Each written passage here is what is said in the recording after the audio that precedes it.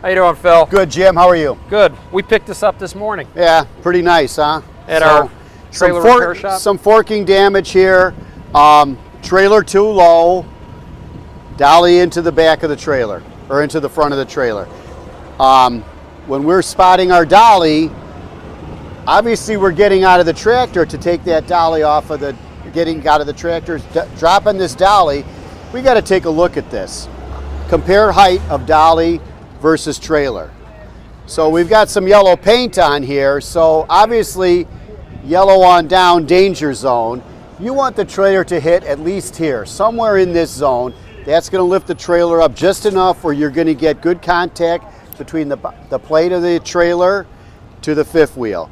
I think, Phil, if you're past the forks, so I think even in here you're not might be okay. bad.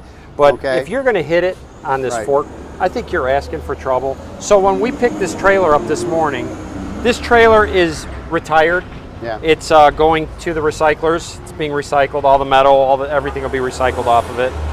But what she did tell me this morning, she said to replace this panel takes about 14 man hours. 14 man hours. 14 man hours. She goes, then if we can't get the trailer into the building and it happens to be raining outside, depending on how much rain falls in that trailer, it now swells the wooden floor. Right. So now they got to replace the wooden floor.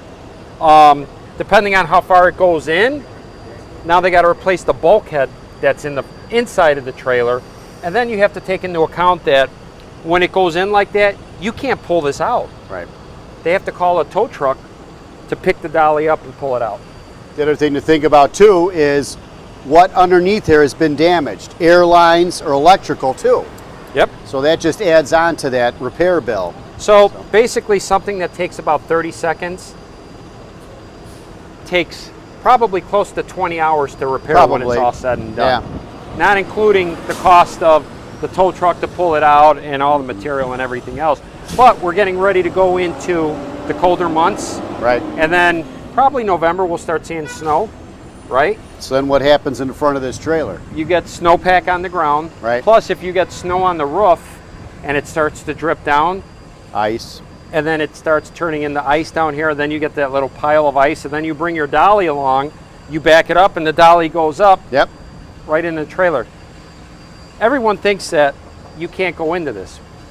Well, you can't go into it. The bottom part. But you could go into this. That skin of that trailer, there's not much there. And these dollies will, the fifth wheel will pivot. So once you hit this, it will climb right up and it will puncture that. Yeah. And we've said it before, if you do this, you are charged with a crash. Unfortunately, every single dolly forking incident is a chargeable, avoidable crash. Yep. So. And then on top of that, it's just, you just got to take the time. Yeah. And when you're going in there, have your radio off. Don't be on your phone.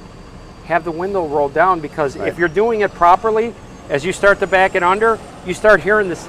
It makes like a clacking sound. Yeah, you'll hear the chatter. The chatter. Of the springs and the fifth wheel. And you'll see the back of the trailer kind of go down, and you'll see the front of the trailer go up. If you're not hearing it and seeing those signs, stop. Something's not right. Yeah, if there's Get out and check it out. If there's any kind of resistance, you got to see what's going on back there. So, 30 seconds of damage. 20 hours of repair. Right. So, be safe, everyone. All right, be safe, guys.